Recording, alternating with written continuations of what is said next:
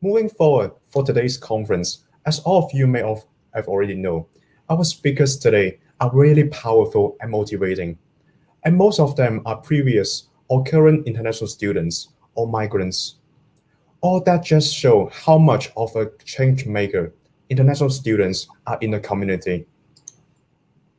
I definitely agree with you on that, Jaden. But I will not make this long anymore because for sure, the participants here are all excited to hear from our keynote speaker. Now, introducing the 2019 Australia Awards Scholarship recipient, Christine, who earned her master's degree in international development practice at Monash University and is currently working full-time at the Bangsamoro Autonomous Region in Muslim Mindanao, or BARMM. It's a government in the Philippines, and she's working there as the executive assistant of the cabinet secretary and a gender consultant for Westminster Foundation for Democracy, and also the co-creator of her pageant project called WOMED Media, a portmanteau of women and the acronym of Making Difference, a media platform that aims to inspire a generation of learners through smart and engaging educational content. Now, please welcome our first speaker, Christine Bernadette Almoite. For the lovely introduction from Raleigh and Jaden. So for this morning, I will be talking to you, since you're seeing on the screen, my journey to Miss Universe. But before I do so, allow me first to ask you to go to menti.com and type in the code 80941675. I'll share my screen with you so you'll be able to see that code. So once again, could you please go to menti.com and use the code 80941675. Can anyone also confirm with me if you're seeing my screen?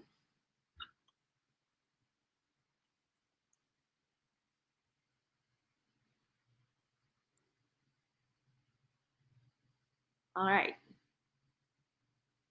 So once again, may I request everyone to go to menti.com and use the code 80941675.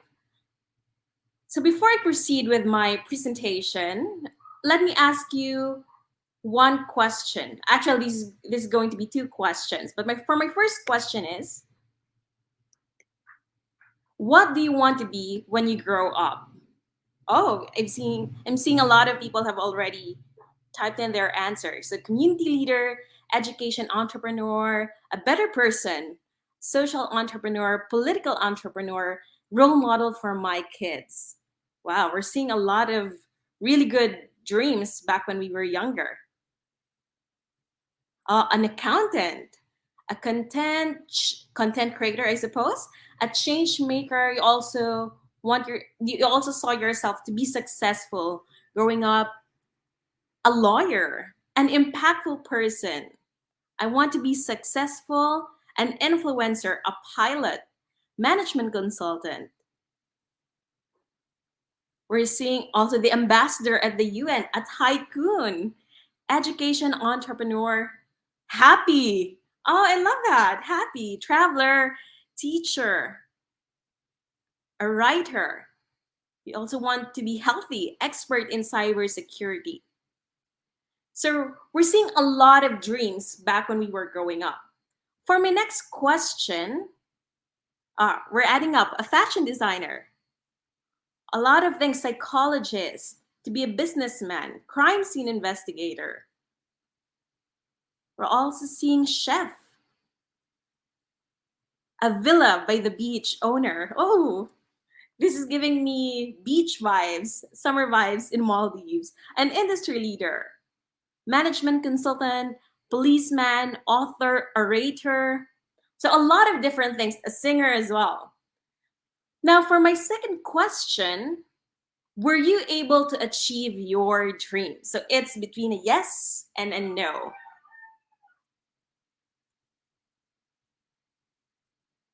So seeing you were dreaming a lot of things, to be a business tycoon, an owner of a villa by the beach, a singer, an author, a pilot, a lot of things. Were you able to achieve your dreams? Yes or no?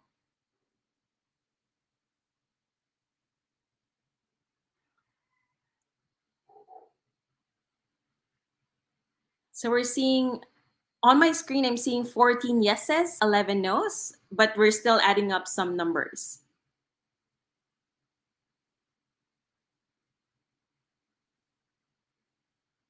All right, a lot of yeses. There's a lot of yes, there's also a lot of no. So we have 20 yeses on the screen right now, 16 nos.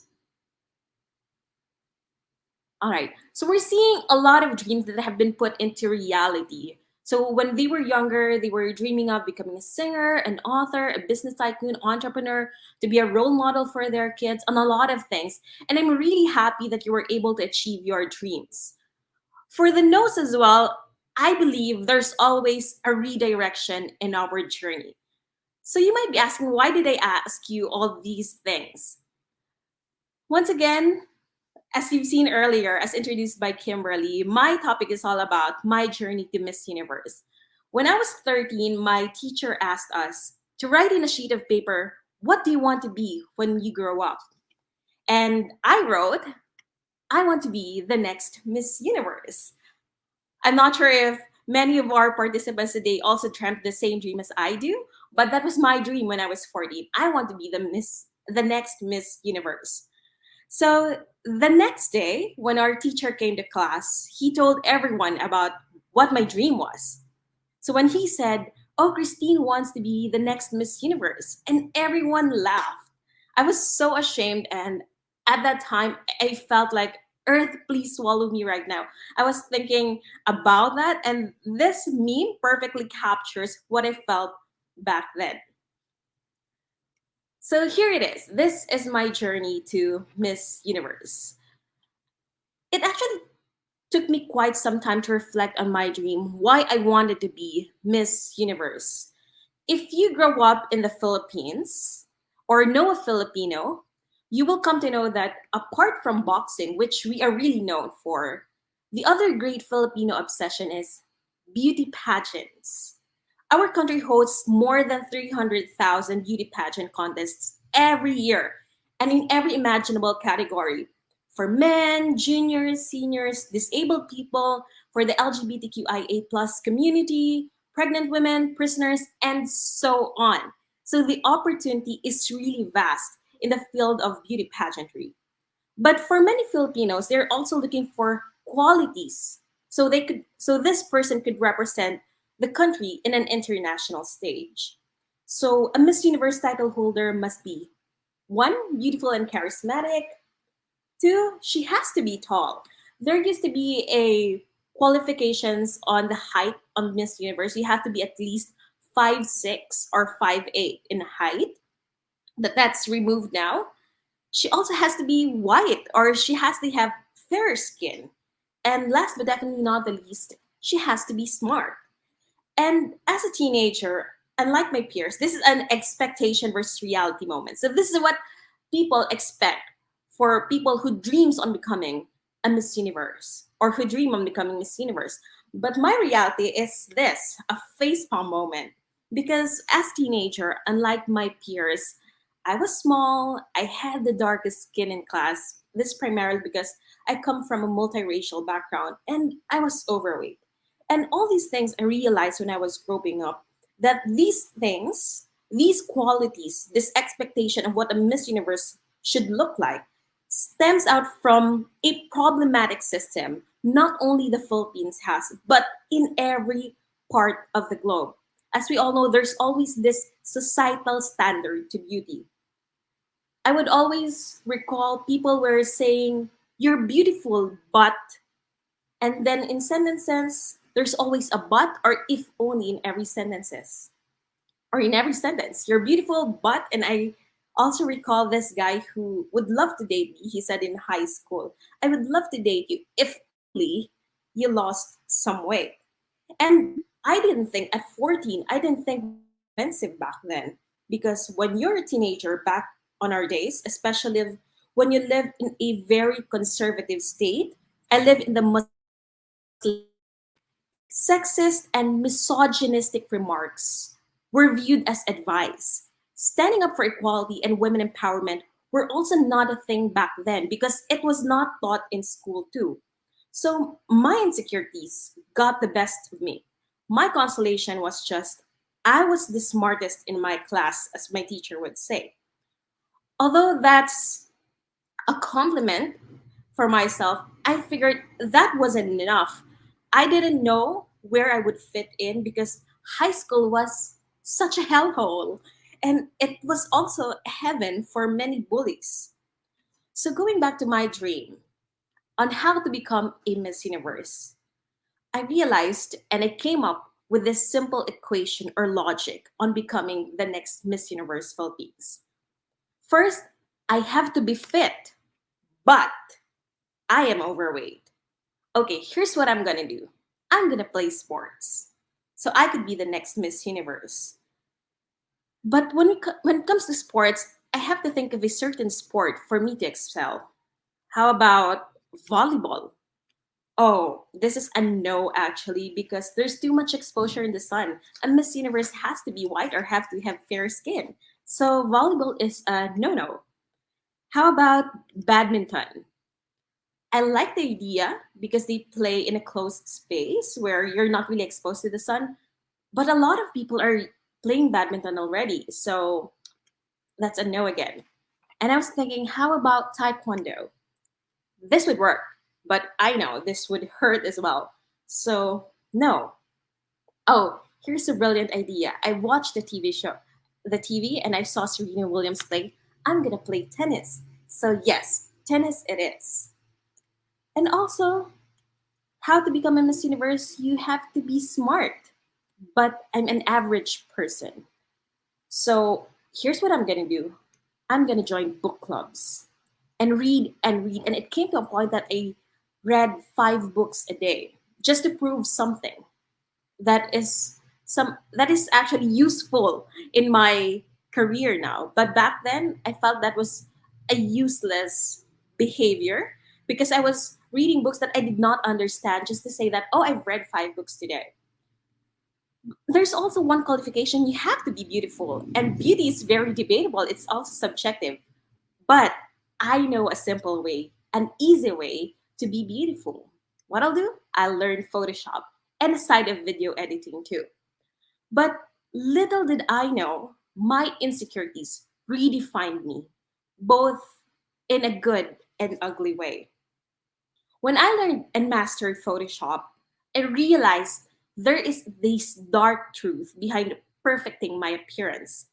I was tempting to construct a false visual narrative about myself, a reflection of how I anticipated wanting to be perceived by the world, and largely motivated by my personal insecurities. And imagine it started at age 14. I only realized that couple years later. While we all know Disneyland is the happiest place on earth, some people feel it's Photoshop or the social media because we feel compelled to distort our realities in order to feel better about ourselves, to create a physical fantasy land for the world to see.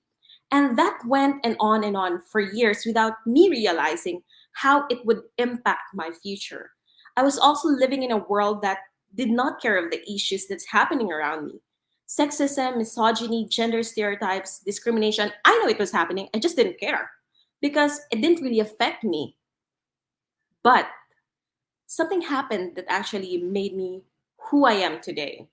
And it really took a long time. To be precise, it's exactly 10 years for me to know what's really going on in the world. In 2017, around March, I woke up to the news about the record breaking history of 63 female cadets. That's the greatest number of women to graduate in a single class of the Philippine Military Academy. It is the country's premier military institution. Now, news about women truly breaking barriers was all over the tri media and shared by thousands of networking sites. Yet, despite the celebration, I was so dismayed because I heard the news report about it. Because while the event was a cause for celebration, the armed forces of the Philippines issued a statement that shook, I think this is the millennial term now, that shook my world. They said the number of women recruits will be lessened because, in the end, it is still men who will be sought in the world of war.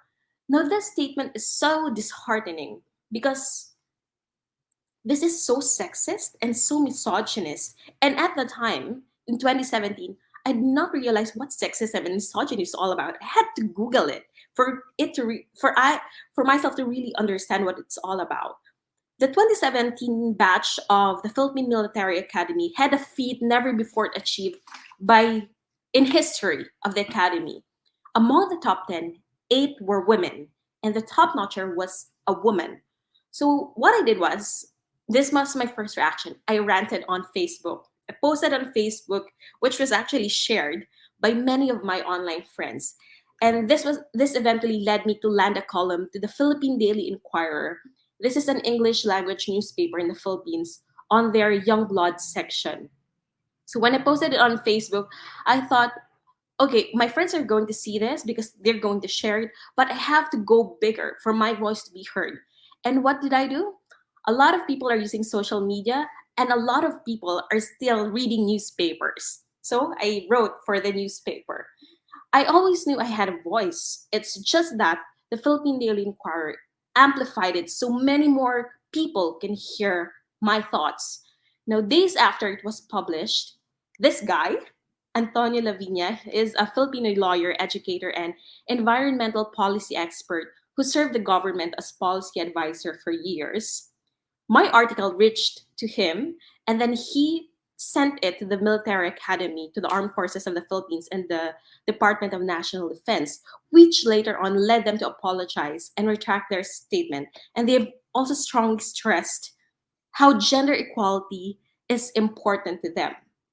Now, how did I respond to these adversities? I didn't know unconsciously. I didn't know I was standing up for other women too. I had this opportunity, I had the platform already. So I have to put it to good use. And that opened a lot of doors of opportunities for me. So before this 2016 rather, I was already serving as the youth ambassador of the country to Thailand. Here in the photo, you will see the Prime Minister of Thailand together with the Philippine ambassador to Thailand.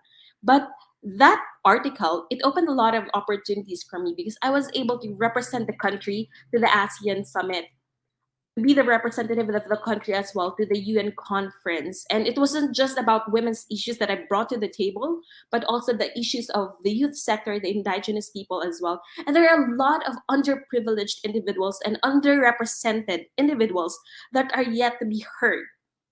And that's when I decided to pursue a postgrad degree.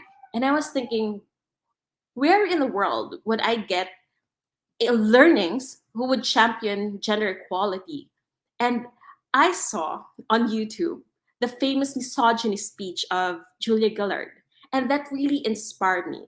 When I saw the video, I said to myself, I want to be that person who would speak because she knows she has a voice, she amplified it and put it to good use. I want to be like her. That's when I decided to apply for an Australia Awards scholarship in Monash University to be exact. And there I met a lot of people. To be honest with you, when I was an international student 2 years ago, when I landed in Australia, I expected to see a lot of white people because that's what I see in movies. But it's a very diverse country, especially in the city of Melbourne. I was in a class of more than 100 people from different countries, and it taught me a vast knowledge of understanding people, understanding diverse backgrounds, ethnicities, and understanding a lot of different emotions. And at the time, they were also talking about certain issues that were also applied in my country that's similar to my country. They were talking about gender equality, inequality, they're talking about the Me Too movement. And I thought to myself, this is where I'm supposed to be. I want to be the person who would wake up and do more than just serve myself. And so, even though I didn't get Miss Universe, I was able to understand that certain values cannot be compared to any superficial quality of a person. And one of such virtues is kindness. And the undeniable beauty in kindness is incomparable. So even though I didn't get the crown for Miss Universe, I developed my values and skills to be confident in standing up for what I believe in and taking up space, to use my eyes to look for the good in others, to open my mouth and speak up for human rights violations. I'm telling you, it's not always good to speak of kind words, or to always speak up only on positive things. We also have to speak up on inequalities and violations as well. And this is very rampant, very relevant in our country nowadays. A few days ago, we celebrated the 49th year of martial law. 2 years ago, I mean, 2 days ago, we celebrated. And it's important for us to revisit the history, to speak up for the human rights violations, and to know what its impact to the younger generation is. I also learned to develop my poise, walking with my head held high, with the knowledge that no matter where you are in life, you inspire and empower the women around you. And to always remember that you have two hands. One is for helping yourself, and the other for lifting others. So the qualities of Miss Universe, being beautiful, charismatic, tall, has to be brainy, all those things, I don't think this is what a journey of a Miss Universe should like, or what a Miss Universe should be, but they have to have these values. Qualities is important, but you also have to get to have values. And all these experiences as a young girl at age 13, who one day dreamed of becoming Miss Universe, turned her into a 27-year-old woman who realized that we should ask. Actually, the first question I asked you was, what do you want to be when you grow up? I realized now that I'm 27, we should not really be asking these young people, our children, this question. Instead, we reframe the question: what problems do you want to solve when you grow up? Because I'm all for encouraging our young to dream big and aim high. However, take it from someone whose aspirations are bigger than her work. When children are asked what they want to be, they often claim a career identity they will never want to earn. Instead, invite them to think about what kind of person they want to be and about all the different things they might want to do. It was exactly a year ago today, exactly a year ago actually, when I returned to the Philippines after having earned my master's degree in Australia. I was thinking I was living a really good life in Melbourne. I had a good job, but I was also thinking to myself, all these learnings that I got from Monash, all these people I've met, their experiences, the lessons they taught me, I have to share it back home, because we are still a developing nation, and our government, this is just our government, the Bangsamoro Autonomous Region in Muslim Mindanao.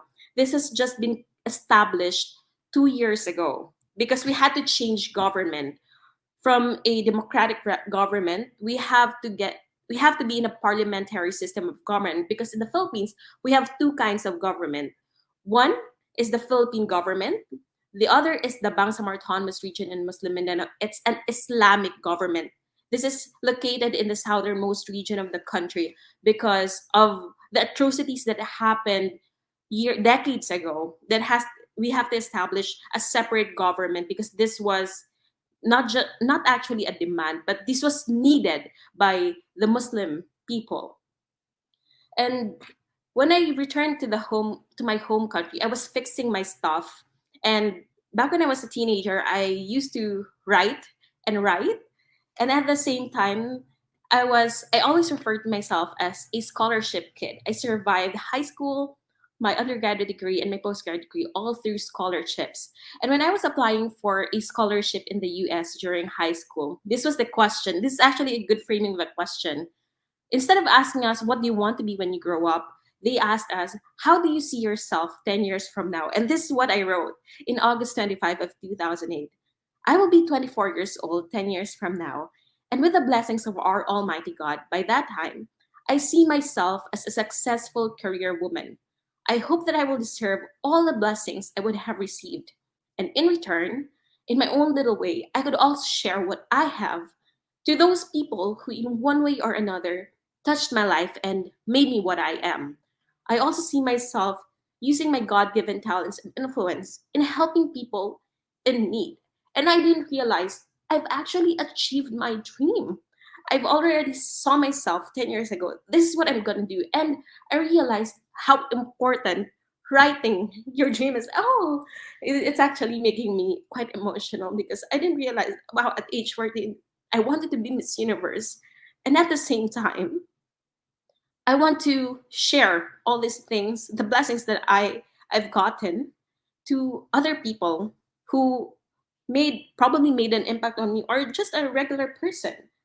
So that's when I actually saw this few months ago, and that's when I reached out to my friend Hazel and I asked her, what are we going to do with our degrees? It's very useful for our career, but how are we going to reach out to many more people and talk about inequality, sexism, and other issues that women, the LGBTQIA plus face. So I asked. That's when we created Woman Media.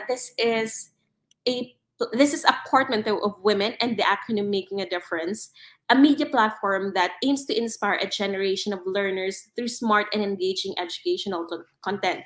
So in Women Media, we talk about, or we explain, gender inequality, sexism, misogyny, women's problems, and issues that matter. Because even though I am employed in the government, I'm actually not practicing what my degree was in Monash because I'm serving as the executive assistant of the cabinet secretary. Although I'm doing gender consultancies, I'm so passionate about educating a lot of people because there are still many people who are very uneducated nowadays, especially in developing countries such as the Philippines, as particularly in the southernmost region of the country, here in Mindanao, where I currently reside. So my journey allowed me to reflect what I really want to pursue in my life, my aspirations and my dreams. I redefine myself and my goals and respond to those challenges and adversities. So even though I'm not a Miss Universe title holder, I believe I am Miss Universe in my own terms. And that's it. Thank you so much for listening to my story. And I look forward to having discussions with you or hearing your stories, sharing your stories on the comments. So if you have any questions, feel free to chat it in the comment box or feel free as well to network and to connect with me via LinkedIn, Facebook, Instagram, or whatever social media. And I want to hear your stories as well. So that's it. Thank you so much. Back to you, Kimberly and Jaden. Um, thank you very much for your very empowering and motivational words, Bea. While listening to you, I was actually crying here behind my screen because I can totally feel you, and I know how passionate you are with the community. I've seen your achievements, and I'm very, very, very proud of you as a fellow Filipina. Off you go. So thank you very much for that. Now, we would like to invite all our participants. If you have any questions with Bea, please write them on the comment section, and we'll be having that opportunity to ask those questions to Christine. Wonderful. And while we wait for some of those questions to tick in, I thought I'd sneakily, I think, somebody help me put myself on the screen so I could get a sneaky question in first. I'm curious about, you've done so much in so little time, really. You've gone, you've come a really far way and had a really big impact. I'm going to ask the sticky question of where do you see yourself in, next sort of 10, 20 years? What other amazing things are you on to achieve next? To be honest with you, I've been in a few months ago, actually. Well, particularly in August. Oh, that is last month? I woke up 3 in the morning. I was crying at 3 in the morning, and I didn't know why I felt that way. I thought it was burnout. But at the same time, I was questioning myself. When I woke up, I was crying. I was thinking, what am I going to do for the rest of my life? Because the sexist questions keep coming up because when you're in the Philippines, if there's a family gathering, the first question they will ask you, when are you getting married? And I actually have Kimberly can vouch to that. That's why do you not have a partner? And I realized I'm actually okay with that.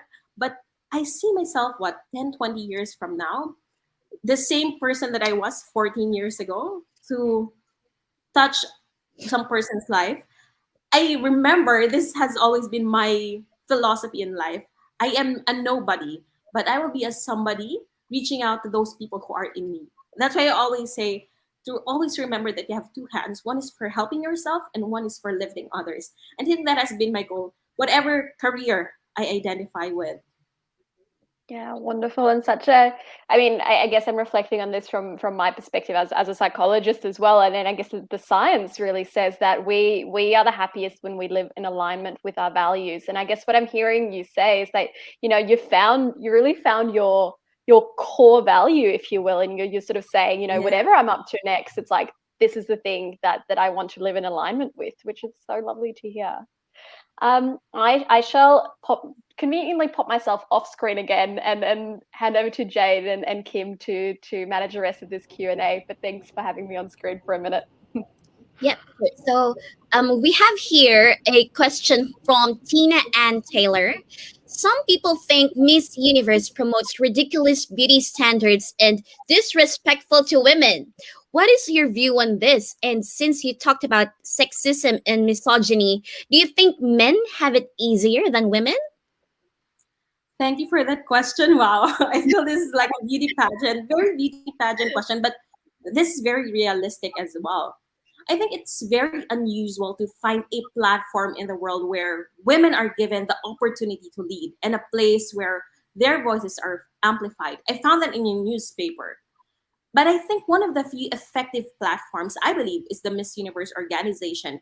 I've seen a lot of women champion many causes. In 2019, when Josephine Clotonzi won Miss Universe, she's from South Africa, she talked about inequalities, atrocities of women happening in our country. And she's also the first Black woman after how many years? I think it's 10 to 11 years who won Miss Universe, and she defied beauty standards. She was dark, she had short hair, she has curly hair, but it's really short. She defied gender stereotypes and what the beauty standard is.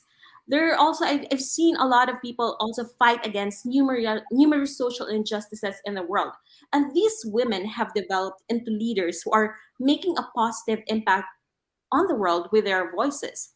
And also on the next question, if men have it easier than women, I think we have our own unique challenges, personal challenges to be exact, because we still live in a world that tries to dismantle these patriarchal systems, even in our modern era.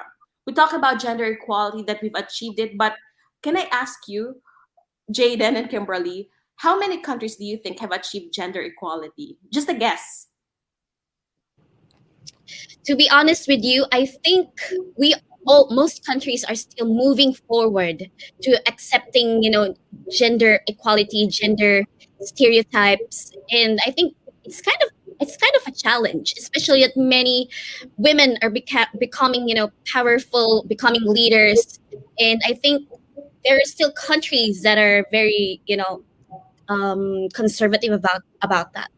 Exactly. Yes, and When you said yes, Jaden, sorry for interrupting. so I totally agree with Kimberly. So I feel like most of the countries are making an improvement and making development about gender inequality as well. And I believe right now, because right now more and more people already have awareness about this gender inequality. So I believe in the future, more and more people and more nations will improve in this aspect.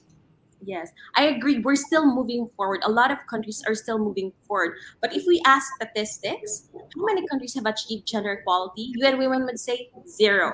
There's no country in the world yet that have achieved gender equality. We're still, like what I said, we're still trying to dismantle these patriarchal systems, even in our modern era. Femicide, women are dying, they are abused every day. Women aren't given an education or are not able to be heard in their own homes. Here in the Bangsamoro region in the Philippines, a lot of women are being silenced in the pandemic times. Home is a safe place for us, it's not for other women. And I've never had this experience. I've never put myself in the shoes of a man, but I understand that being a woman is a difficult experience. And we also have to acknowledge that gender doesn't mean women. There are a lot of genders as well. We also have to take into consideration the challenges the LGBTQIA plus community face.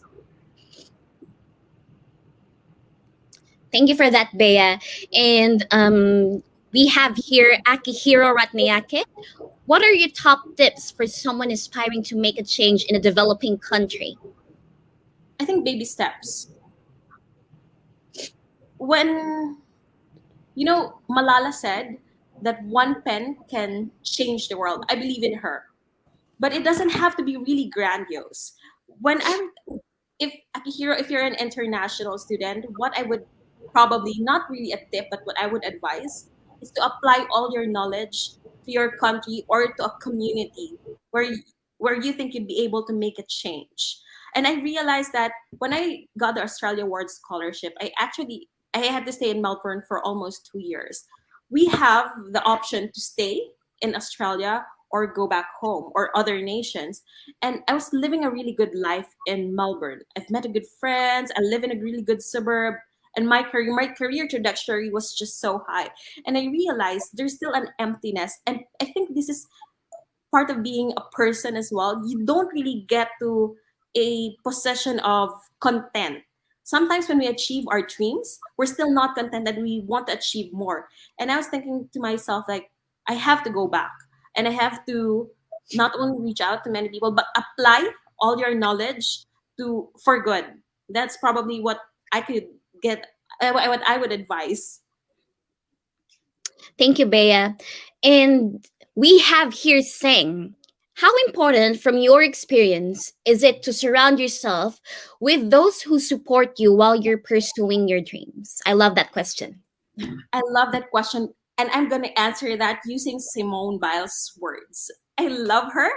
And I actually have a phone. My phone is here, and I have all those quotations or sayings that she said. Her philosophies in life. Imagine at age, what is she? She's a teenager right now.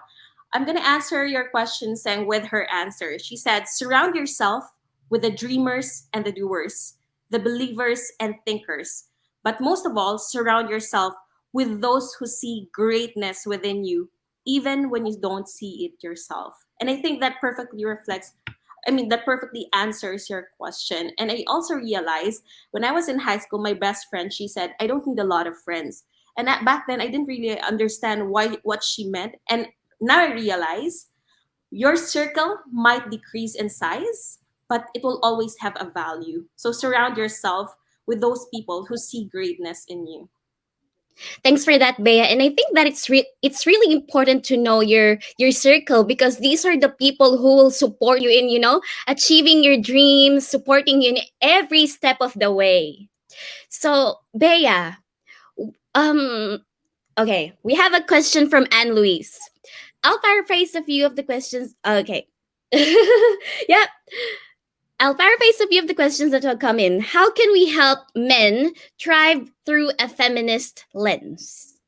I think this is where education comes in. It's always important to educate people, especially young men. When someone gets asked, if we're going to watch the news, someone gets asked, what if someone gets raped? One of the questions that would pop is, what did you wear? So it's already a victim blaming. We should be asking, who did the raping? And also, Zozibini Ponzi, the Miss Universe 2019, she said, we should be asking the perpetrators. Always ask them. And it's always important to educate not only men, but children in general to understand where this is coming from. And I think I can also reflect because in the Bangsamoro region, because it's an Islamic state in the country, it's quite hard to introduce or to educate men, primarily because it's very cultural. I think I've seen this in the chat as well. It's not just about the belief system, but it's also culture. This has been thrived. So I think for Islam point of view, I would say not only educate them, but provide them with the hadith or the teachings in the Quran. And yeah, I think it's more on educating them and letting them know what the experiences of women are. And in women media, we thought about making a conference. It's called We Men for Women. So they talk about the gender problems or the gender issues of other women, that what they see and how they would able to be respond in those. Would it be okay as well if I share with you a video that we created? It's just a 2-minute presentation about sexism and misogyny that women face, for us also to realize or and reflect, and how are we going to respond on that? Is it all right if I share my screen? Yep. All right.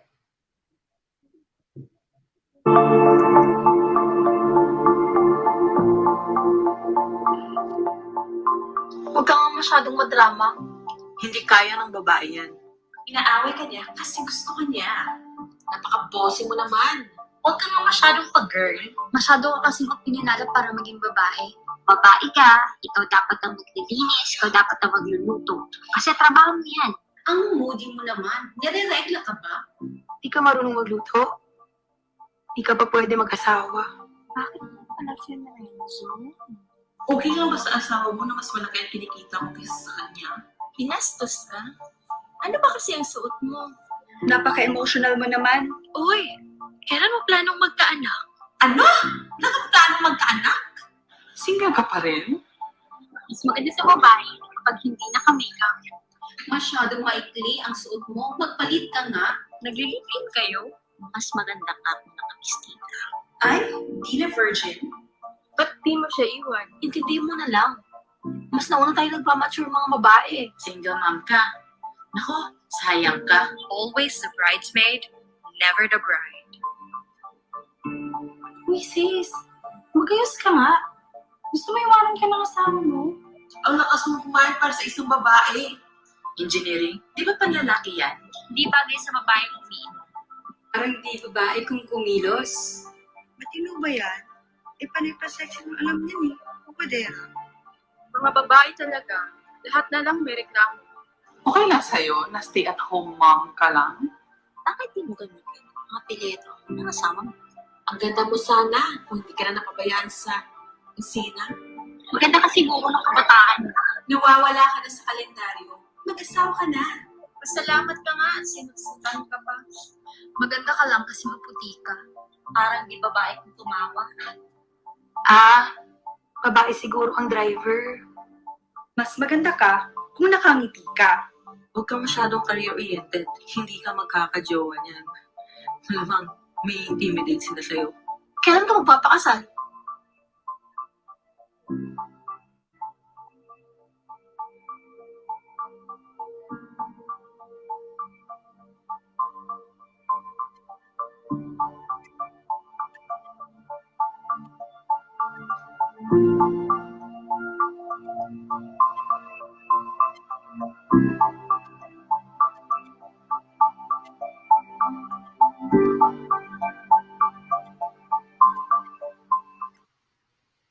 All right. So there you have it.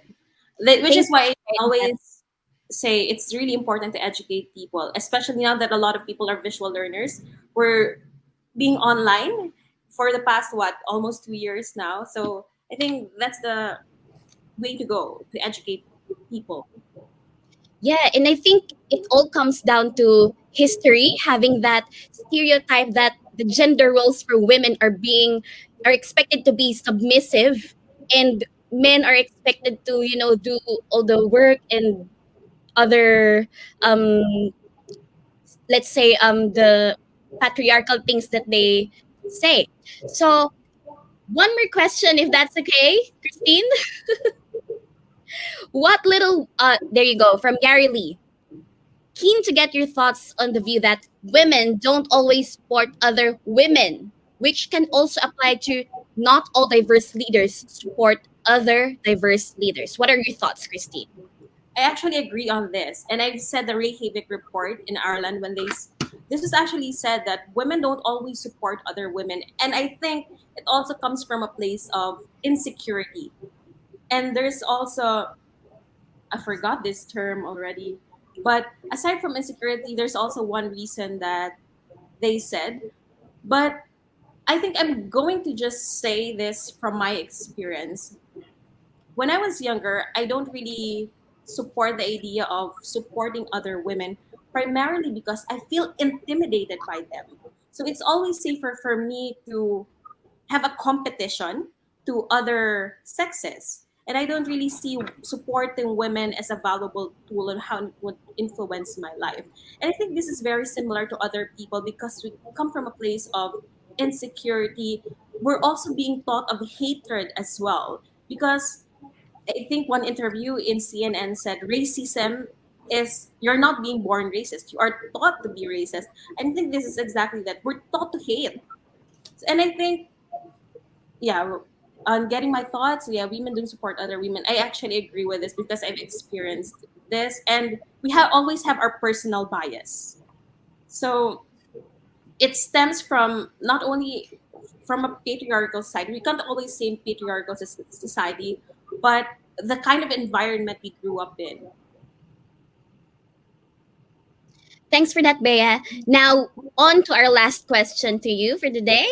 So, what little ways students can fight inequality in their day-to-day life? Speak up and take up space. I think we always have to speak up for someone, even online. It's okay to rant, but and at the same time, your lived experience is the narrative of others. You should not invalidate them. When you see injustice, you have to speak about it and to take up space as well. And this is very timely and relevant for many young girls right now.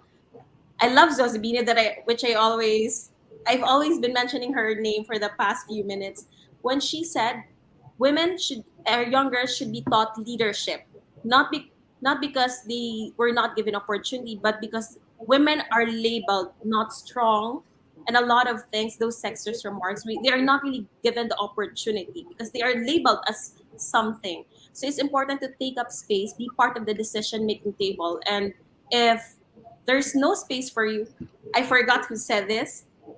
Women should be part of the decision making table. If there's no room for you, bring a chair. Yes, thank you very much, Christine, for your answers. It was very wonderful for you for sharing your wonderful journey with us today and giving us some time despite the fact that you are in Philippines and there's time difference. But your story is so inspiring and encouraging more and more young people and and everyone. Thank you for your time today. Thank you so much, Kimberly and Jaden. Thank you, Bea.